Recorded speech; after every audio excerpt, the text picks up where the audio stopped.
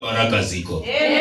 Siku ya leo niwatie moyo nikiwa naguzia pale pale, lakini nifundishe kuhusu msaada kwa Kristo. Bwana Yesu asifiwe. Huyu Mungu ambaye ametaka wewe umheshimu, huyu Mungu ambaye ametaka wewe ushike kanuni zake, huyu Mungu ambaye na siku ya leo anafanyika msaada kwa Wakristo, anafanyika msaada kwa wote wanaotumainia, anafanyika msaada kwa wote wanaotii na kunyenyekea na kulinda neno lake. Bwana Yesu asifiwe. Na tunaponyenyekea, tunapomheshimu na tunapomkubali yeye akatende kazi yake ndani yetu, akatende yale ambayo amekusudia ndani yetu, akatende yale ambayo amepanga, maana yeye ameahidi kwamba mipango yake ni bora, mipango ya kutupa tumaini na usoni ulio bora. Ili hiyo mipango ikapate kutimia, you must be submissive. Bwana Yesu asifiwe. Ili makusudi yake yakapate kutendeka, ili yale ambayo ananuia yakapate kutimia ndani yako, lazima wewe unyenyekee, na unaponyenyekea yeye anafanyika msaada kwako. Amen. Tuanzie mstari wa 8, tusome mstari kadhaa hapo. Wakorintho wa pili mlango wa 9, nianzie mstari wa 8, unasema hivi: Mungu anaweza kuwapeni nyinyi zaidi ya yale mnayohitaji, mpate daima kuwa na kila kitu mnachohitaji, na hivyo mzidi kusaidia katika kila kazi njema. Bwana Yesu asifiwe. Amen. Kwa sababu Mungu ameahidi kufanyika msaada kwa Kristo, kwa sababu Mungu amekusudia kufanyika msaada kwako wewe ambao uko mahali hapa na siku ya leo, anataka kwamba akapate kuwapa kila kitu ambacho mnahitaji. Anataka kuachilia kila kitu juu yenu ili mkapate kuimarika, ili mkapate kukutana na mahitaji yenu sawa sawa na jinsi ambavyo mnahitaji. Yeye anawachilia ile neema, yeye anawachilia ile kibali, yeye anawachilia ile ushindi, na yeye anawachilia ile baraka. Amen. Bwana Yesu asifiwe. Amen. Only if unatii na kulinda sheria zake. Bwana Yesu asifiwe. Amen. Only if unamheshimu yeye. Amen. Bwana Yesu asifiwe. Amen. Only if anaposema jambo unasikia, unatii na unatenda sawa sawa na jinsi anavyohitaji utende. Amen. Na hayo maagizo aliwapatia wana wa Israeli, na ndiyo tuliohimizana na siku ya jana tuliposoma Kumbukumbu la Torati 28 kuanzia mstari wa kwanza. Bwana Yesu asifiwe. Amen. Na ninaposoma hapa ninarifaa kwa ile tuliyosoma, ninarifaa kwa yale mafundisho tuliyofundishana jana. Na ukiongeza hii ni ya kusema kwamba Mungu yeye tayari ashawapeni nyinyi zaidi ya yale mnayohitaji, mpate zaidi ya yale mnayohitaji, mpate daima kuwa na kila kitu mnachohitaji, na zaidi na hivyo mukizidi zaidi katika kila kazi njema. Bwana Yesu asifiwe. Anachowapa, anachotaka mzidi kuwa ndani yake, ama mkazidi kuimarika nacho, ama mkazidi kubarikiwa, ama jinsi anavyohitaji kuwainua, anataka muinuliwe na mkue wenye kufanya kazi iliyo njema. Amen.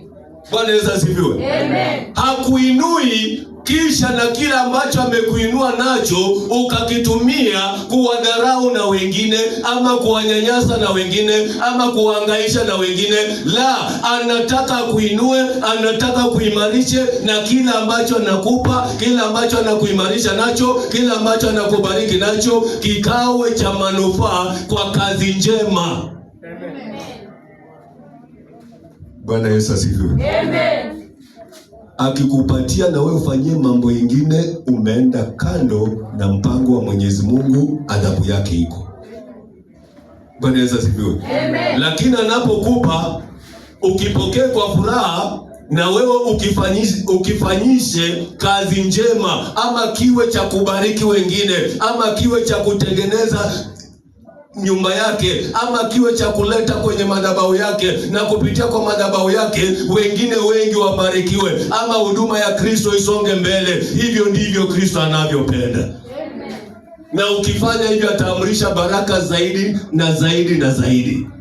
Mstari wa 9 unasema, kama yasemavyo maandiko matakatifu, yeye hutoa kwa ukarimu, huwapa maskini, wema wake hudumu milele. Bwana Yesu asifiwe. Amen. Anasema yeye anatoa kwa ukarimu, na yeye anawapa masikini, na ukarimu wake uko daima na milele, ama nyakati zote yeye ni mkarimu. Bwana Yesu asifiwe. Amen. Nikisoma hapa hivi ninakumbuka maneno ya Yesu Kristo. Yesu Kristo alisema kwamba alipokuwa anapakwa mafuta pale na yule mama. Bwana Yesu asifiwe. Amen. Na alipokuwa anapakwa mafuta, mwingine alikuwa ananungunika mahali kana kwamba yale mafuta ni ya gharama sana, na mbona isiuzwe ile hela igawiwe maskini.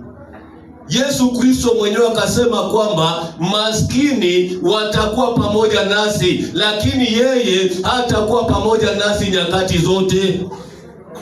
Bwana Yesu asifiwe. Kwa hivyo anaposema hapa kwamba ni mkarimu kwa maskini, hata na huo ukarimu wewe unatakana uelekeze kwa maskini ambao wako miongoni mwetu. Bwana Yesu asifiwe. Maana hao maskini wako pamoja nasi, watakuwa pamoja nasi, maana hata wakati wa Kristo walikuweko, na sisi tuko na jukumu jinsi ambavyo anawaonyesha ukarimu, hata na sisi pia tuwaonyeshe ukarimu ili akazidi kutuinua zaidi. Amen. Bwana Yesu asifiwe. Amen. Na unapomguza maskini, unapomsaidia maskini, andiko lake linasema kwamba unakuwa umekopesha Mungu mwenyewe. Bwana Yesu asifiwe. Amen. Mstari wa 10 nao unasema,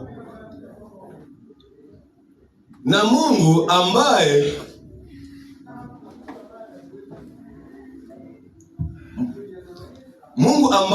ampaye mkulima mbegu na mkate kwa chakula, atawapa nyinyi pia mbegu mnazohitaji, na atazifanya zote zikue, na kuwapa mavuno mengi ya ukarimu wenu. Bwana Yesu asifiwe. Amen.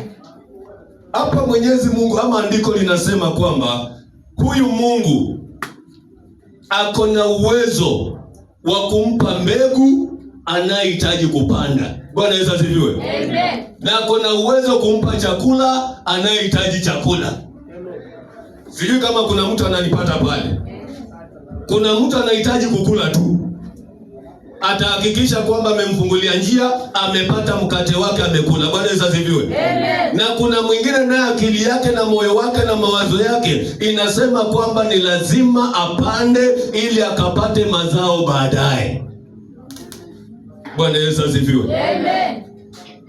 Na hilo himizo anatupa sisi ambao tuko mahali hapa na siku ya leo, tunapotenda kazi ya Mwenyezi Mungu, tunapoishi maisha ambayo tunaishi, tukawa wenye kuwaza kwamba na tunataka tukapate kuendelea, na tunataka na tukapate kuguza mtu mahali, na tunataka na tukapate kubadilisha mtu mahali. Ile mbegu unapanda siku ya leo, na hiyo mbegu kesho ile itakuwa yenye kuzaa mazao mengi, mazao ambayo hayatakoma, na mazao ambayo yatashuhudia ukuu wa Mwenyezi Mungu. Amen. Bwana Yesu asifiwe. Amen. Ukitaka upate mkate wa siku ya leo, utapata huo mkate, ushibishe tumbo lako na usahau mambo yote. Lakini ukipanda mbegu, na hiyo mbegu itazaa, na mwingine na mwingine na mwingine atafaidika na atafaidika. Bwana Yesu asifiwe. Ile mbegu unayopanda itaguza moyo wa mtu mahali, na atakumbuka kwamba ndugu fulani alinihudumia siku fulani na nikawa shwari.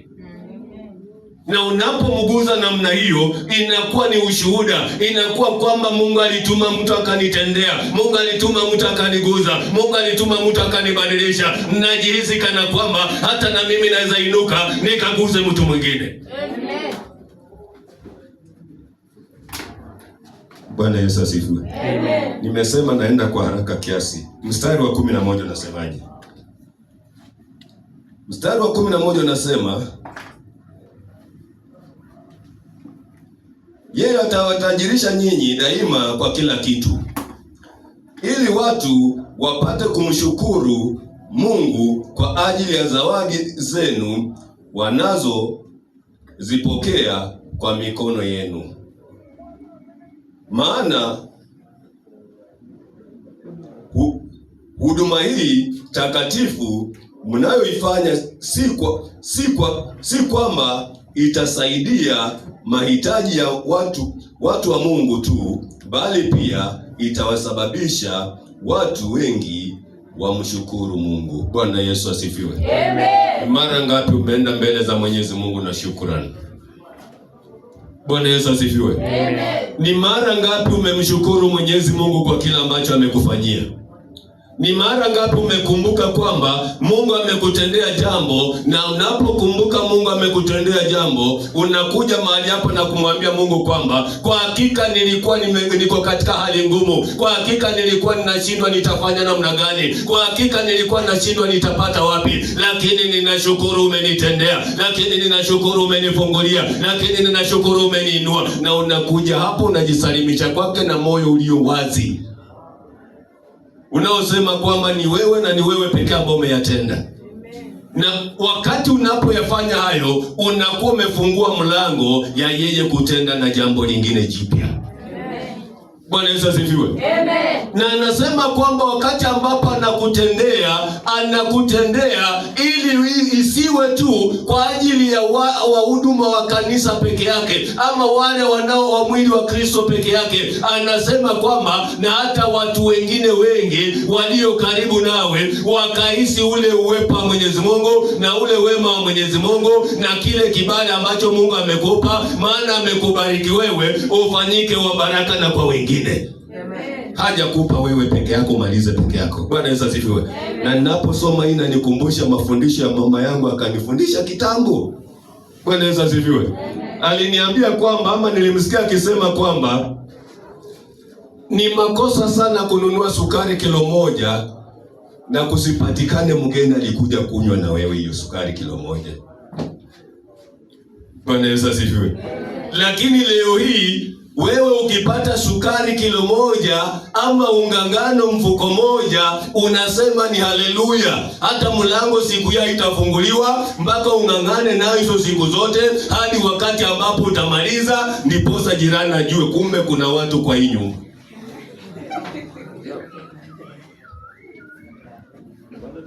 Bwana Yesu asifiwe.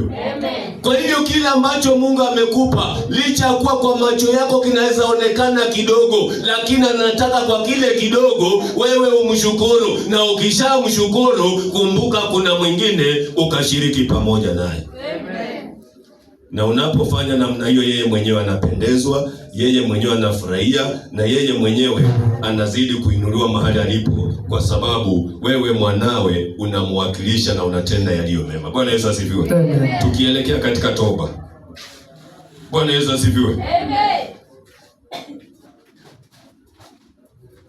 Kule nimesoma msaada kwa Wakristo, na hapa niko kwa Kristo msaada wetu. Siendi kwa mafundisho hapa, lakini ni mstari nataka nisome tu nikimkaribisha askofu, tukienda katika kile kitengo kingine. Bwana Yesu asifiwe. Barua ya kwanza ya Yohane mlango wa 2, nisome mstari wa 3. Unasema hivi: tukizitii amri za Mungu, basi na tunaweza kuwa na hakika kwamba tunamjua. Bwana Yesu asifiwe. Amen. Mstari wa kwanza umetangulia na kusema kwamba Yesu ndiye wakili wetu, hata tukitenda dhambi ataturudia kwa Baba. Bwana Yesu asifiwe. Amen. Mstari wa tatu unakuja ukisema kwamba lakini tukizishika amri zake, tukitunza amri zake na tuzilinde na tutembee katika amri zake na tufate mafundisho yake na tufate kanuni zake na tufate yale maagizo anayotupa, jinsi ambavyo aliwapa wana wa Israeli, na siku ya leo tuidumishe. Anasema kwamba zile baraka ambazo ametuahidi kule atakuwa mwenye kuziwachilia, lakini uovu wetu, uasi wetu, kiburi chetu na shingo ngumu letu limefanya kana kwamba hawezi wachilia zile baraka, maana wewe haujashika amri zake, bali umepungukiwa na kwenda mbali naye, na kwa hiyo unahesabika kuwa muasi. Bwana Yesu asifiwe. Amen. If you become rebellious before the Lord, iwapo wewe utakuwa muasi mbele za Bwana, akisema twende right, wewe unaenda left. Akisema siku ya leo kanisa lote lifunge liombe, wewe unasema chips hizi zitawacha. Na for sure siku hiyo unapata mtu akununulia chips za free na kuko pia inaongezwa. Bwana Yesu asifiwe. Kwa sababu ako naye mbioni, anataka kusaidie uende mbali zaidi na Kristo, anakuletea chips na kuku. Lakini amri ama makubaliano ilikuwa nini? Wote kama kanisa kwa nia moja tufunge. So tunapokosa kushika amri zake, tunapokosa kulinda kanuni zake, na tunapokosa kusikia sauti yake, mambo mengine yanaanza kutokea: magonjwa, mahangaiko, umasikini, na hata kile ambacho uko nacho kinapotea, na hata kile ambacho unatarajia kupata, kona zinapatikana, na unakuta kwamba kila kitu kinaenda mess. Kwa sababu kumekuwa na kitu tunaita rebellion. Ama kuna kitu ambacho kinaitwa kutotii kati yako wewe na Mwenyezi Mungu. Amesema kwamba na jioni ya leo tushike amri zake, na tunaposhika amri zake, hapo ndipo atakapojua kwamba sisi ni watoto wake. Karibu askofu. Bwana Yesu asifiwe. Amen. Sana mtumishi wa Mungu Reverend kwa kazi umefanya. Mpigie makofi. Bwana Yesu asifiwe. Amen. Naomba tusimame.